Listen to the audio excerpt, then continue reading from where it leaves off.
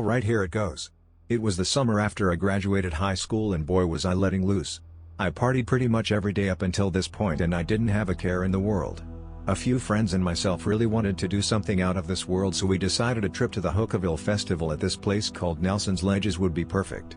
Hookahville was a 3-day hippie festival which consisted of many concerts being held with head shop tents set up all over the place and drugs of all sorts being sold and consumed by many. Up until this point in my drug career I had experience only with alcohol, nicotine, oxycodone, Xanax, marijuana, and only one time I had a very mild mushroom experience where I ate very little, barely feeling the effects. My other friends were a bit more experienced than I, so I tried to take their advice when it came to enjoying the experience to its fullest. So we were off. It was the middle of the summer and I was elected the driver since I had a fairly large-sized SUV, which could carry all of our camping supplies since we were going to be spending the night. There were 5 of us total: me, Nick, Bill, Murphy, and Tony. We brought along with us drinks, cigarettes, lots of beef jerky, a stereo, and a bunch of chairs for our voyage. Tony had a ton of money in hopes of bringing back a lot of party favors since they would be fairly cheap at the festival. We left at roughly 1 p.m. and it took almost 2 hours to reach our final destination. During our trip to the festival, my friend Nick pulled out an eighth of mushrooms, which nobody knew he had, and started munching them while we were driving there just in case we couldn't find anything useful during the festival. We all had a good laugh and were in suspense for what we were about to be witnessing. When we arrived there was a booth where we had to pay $40 each to enter the campsite and get our car searched. They required us to sign in our names, which we all used fake ones. Nick was tripping at this point and he signed in his name as Mike Jones in all capital letters, and I had a good laugh about that one. Once inside we realized we should have came earlier or on the first day of the festival because it was absolutely packed to the maximum. There were cars, trailers, campsites, and huge mobile homes all over the place. It took almost an hour to find a good camping spot to park the car, but we actually found a nice one which was somewhat hidden from the main parking sites. We unloaded the car, pitched our tent, made a fire, and decided we should make friends with our neighbors. They were really cool, so we all felt we were going to have a great time. We decided at this point that it would be wise to make our surrounding familiar to us, so all of us set out to check out the park while it was still light outside. We realized at this moment in our journey through the festival that we were surrounded by hippies and people all around us were selling weed out in the open with no fear of police, since there weren't any, or getting robbed or anything. We figured this was pretty awesome, so we were no longer afraid of making any purchases, small or large. We came across a bunch of head shop tents that were selling pipes and bongs and all sorts of awesome stuff. At this point we decided to split up into groups to find the mushrooms we had been looking for. Since there were only 5 of us, Bill and Murphy went back into the woods to find the hippies, while me, Nick, and Tony stayed in the head shop tents. All of a sudden it started to rain, so we were basically stuck in the tent where Nick bought a really nice piece for cheap. He was tripping hard at this point and couldn't stop staring at his new glass. It wasn't so bad being stuck in the tent because the owner had lit up 2 or 3 joints and started passing them around. Very cool experience overall, and we laughed that Bill and Murphy were stuck in the rain. Once the rain stopped we figured it would be a good idea to regroup back at my car, so we headed back, and while on the way this shirtless guy ran up to us saying how he had X and chocolate mushrooms. He smelled terrible, as if he had been running around for a week without a shower. We bought a few chocolates just so he would leave us alone, and we were back on our way. We checked to see if the chocolates were fake, so we cracked one open and could see the shroom pieces inside. He said there were 2 grams in each one, which seemed way too low of a dose. I wanted this to be a memorable trip and I felt fearless. Bad mistake. Once we made it back to my car and all 5 of us were together once more, everything seemed pretty cool. We each showed each other what we had found on our journey through the wilderness, and I was astounded at what Bill and Murphy had found. They pulled out 2 large bags of mushrooms, which were distinctly different but nonetheless very large. They said there was a quarter in each bag, which seemed unlikely since they were so large. Murphy decided he didn't want to eat that many, so I traded him $30 and my 2 chocolates for his large bag of the bluish mushrooms I had ever seen before. I thought to myself, wow, this is going to be great. Bad mistake number 2. Murphy ate his chocolates while Bill went to show Tony where he got all the mushrooms, since the guy had many more. Nick sat in my beach chair tripping balls, but completely harmless nonetheless.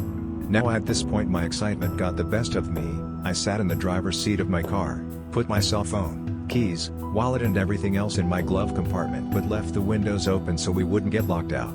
I started to gobble down the mushrooms.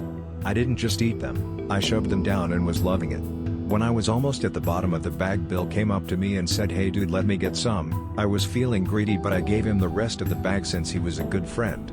That was probably the best thing I did all day. All of a sudden, within 10 minutes after ingesting the mushrooms, I felt the first of the effects. I was sweating hardcore. Not just hardcore though, the worst sweat I had ever broken out into in my life. I wrestled in high school and a sauna couldn't have made me sweat this much. I looked in the mirror and I could see the sweat bead up and fall off my face within seconds. I tried to shake this off, but I couldn't. I felt my body going through a transformation, which I couldn't put my finger on. I pondered what was happening to me, since my first mushroom experience had not yielded this type of effect before. I attempted to walk around, but I felt as if I were an infant walking for the first time. I felt like I never used my legs before. Nick was laughing hysterically at me and took pictures of me with his phone. I went to go sit back in my car so I could collect my thoughts. All of a sudden I turn around and Murphy is going through the backseat looking for something. He says something to me, but I can't understand it because it sounded like he was talking backwards and even moving backwards like I was rewinding a videotape. This freaked me out and I was thought, holy shit, what have I done? I come out of the car and my friends try to calm me down. They are in somewhat of a panic because they don't know what to do with me. They give me a cigarette and I reply, "What's a cigarette? What do I do with such a thing? I was a regular smoker." They give me a bowl with weed in it and I reply, "What's this? What's weed?" I really didn't know what these objects were used for, cause for some reason I felt above it all. I just felt like, what's the point of these materialistic things?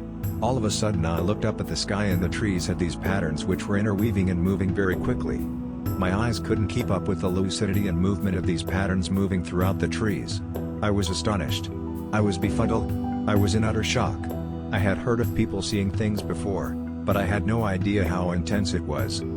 At this point Nick got up out of his chair and started walking through the woods. Me, being an infant child, once more decided to follow him through the woods, where we came across a path. This path was basically the rabbit hole in Alice in Wonderland, and once more I was astounded at what I was seeing. The flowers, trees and vines were growing all around us. Nick was basically dancing and I was just like, oh my god, Nick, are you seeing this stuff? It was unreal. The clarity of everything was breathtaking. Everything was breathing and growing with me. Finally we made it back to the car where everyone was about to go leave and check out the concert going on. At this point I had my shirt off and felt like one with nature. I get back in my car and sit for a while, and at this point it felt like I started back at the beginning. Murphy came in the car looking for something and said the exact same thing he said before, but it was backwards again and he was moving backwards again. This really freaked me out and I got out of the car saying, where am I? What is this? I had completely forgotten I had ate a shitload of mushrooms just 30 minutes prior. I couldn't stop asking Murphy questions at this point since he was the closest friend I had there. Bill and Tony were nowhere to be found and Nick was back to sitting in his chair smoking something. I felt that Murphy was the marker for my experience, so I asked him everything. I tried to collect myself, but soon I found out this would be impossible. I've read somewhere about ego death before, but this aspect had totally consumed me without my knowledge. I fought and fought to gather myself and get my personality and ego back, but it was indeed impossible at this point. My ego was a 5 billion piece jigsaw puzzle and it had dropped on the floor and spread everywhere. I had to pick these pieces back up one at a time. And I assure you I tried my best. Murph, why am I thinking about Melissa so much? My girlfriend at the time. Murph, what's Elite Fitness? The gym I worked at. Where are we? Where are we going?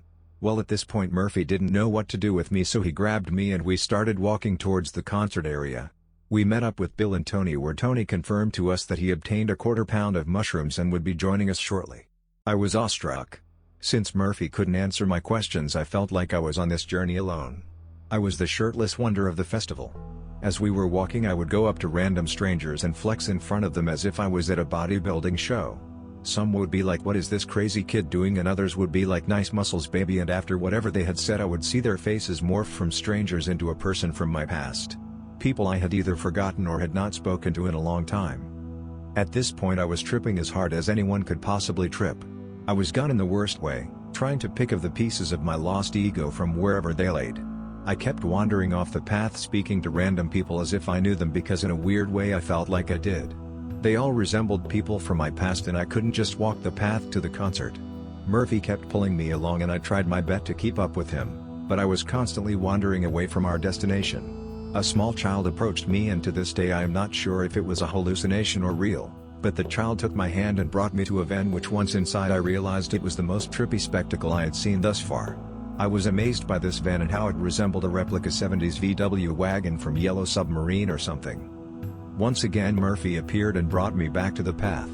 Strangers everywhere realized the condition I was in and tried to take advantage of it by selling me things that seemed spiritual by nature.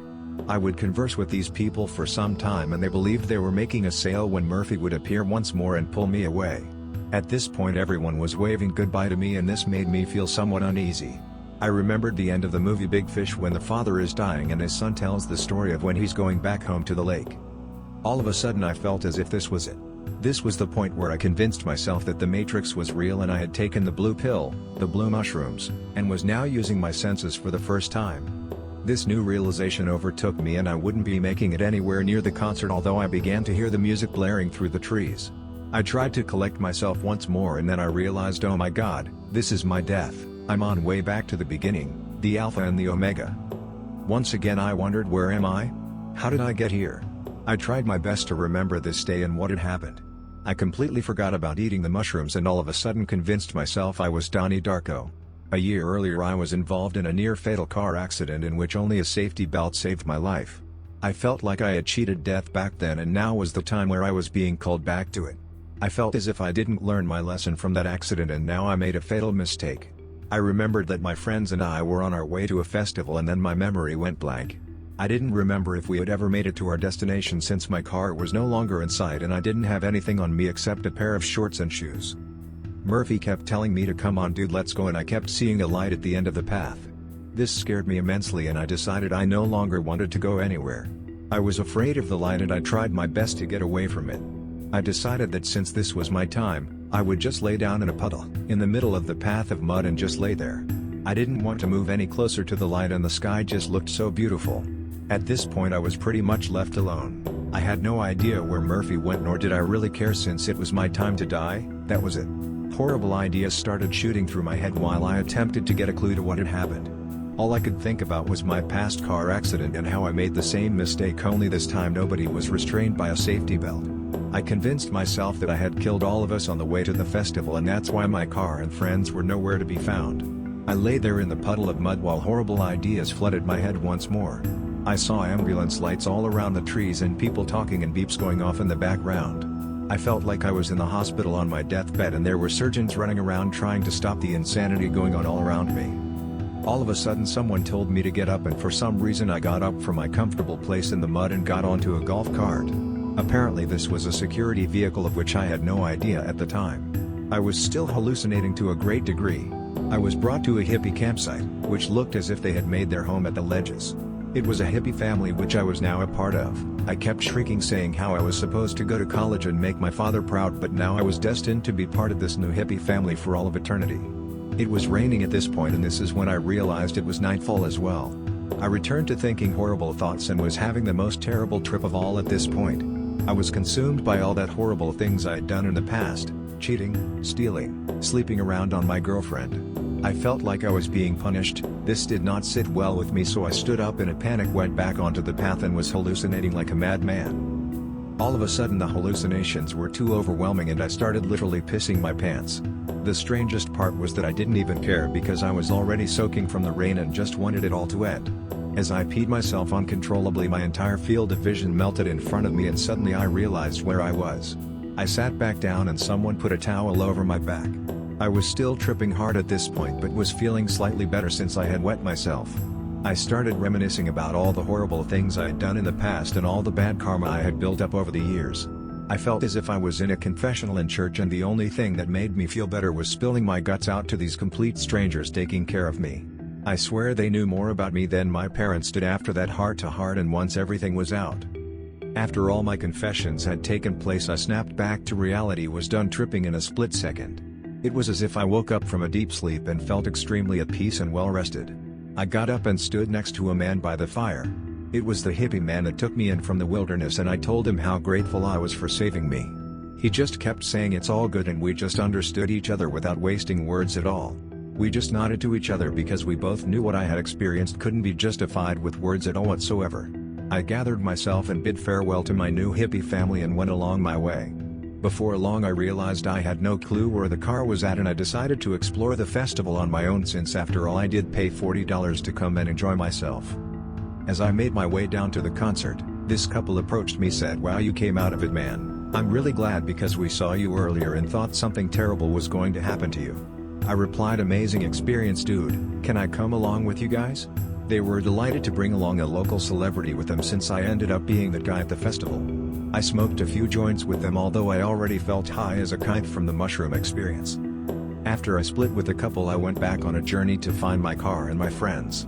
I finally came across the mobile home, which was our landmark since it had been blasting techno music for the better part of the day. In complete darkness I followed down the path to my car, and lo and behold, there were my friends. They were beyond amazed to see me back there walking with my hands on my head as if I had just come back from an extremely long vision quest. Apparently they thought I was going to get raped by a bunch of hippies, and that when they came looking for me, security told them that I was with a spiritual leader. I told them that was exactly who I was with and that it was an amazing experience. They looked at me as if I were a ghost for the rest of the night until everyone went to bed except for Murphy and myself. We traveled along a little bit and sat by the lake smoking cigarettes for a while before we decided to call it a night. Overall, my experience was breathtaking.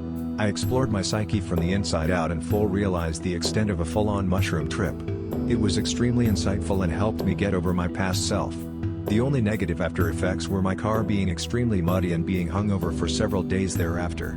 Nothing in my life could ever compare to what I had experienced the day at the ledges, but at the same time I wouldn't wish the difficult discovery of enlightenment onto my worst enemy.